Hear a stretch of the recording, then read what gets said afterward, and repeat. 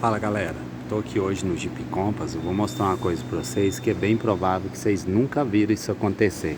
Suspensão traseira, vem cá para vocês verem, ó. Quebrou a barra da suspensão traseira, certo? Qual que é a causa desse problema? Isso é normal acontecer? Esse vídeo eu vou explicar para vocês. Vamos lá, seja bem-vindo. Eu sou o professor mecânico parceiro. Esse vídeo faz parte do nosso curso de mecânica. Pessoal, esse Compass aqui, certo? Ele é um Compass Flex, certo? O cara fez fazer trilha, expedição nele. Ele é tração só dianteira.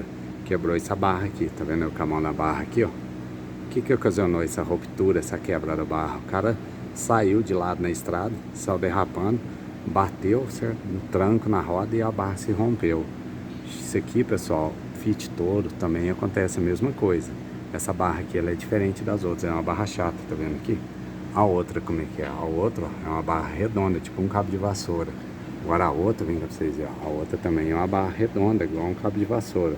Então aqui é mais frágil, é essa aqui mesmo, porque ela fez força lateralmente. O cara rodou de lado, pá, deu uma pancada e partiu ela.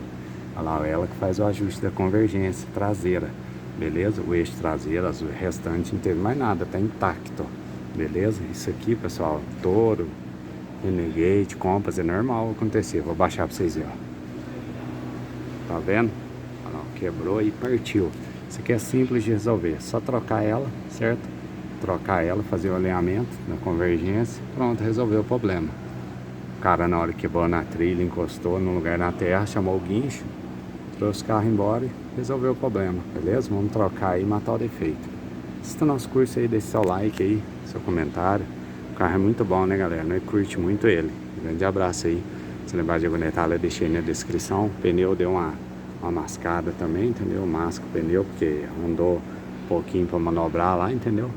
Vai ficar a dica, a suspensão fica, ó, a suspensão fica toda mole, tá vendo, ó? A suspensão fica toda mole. Mas tranquilo, é só trocar resolve o problema. O carro é muito top, né, galera? Grande abraço a todos aí, valeu!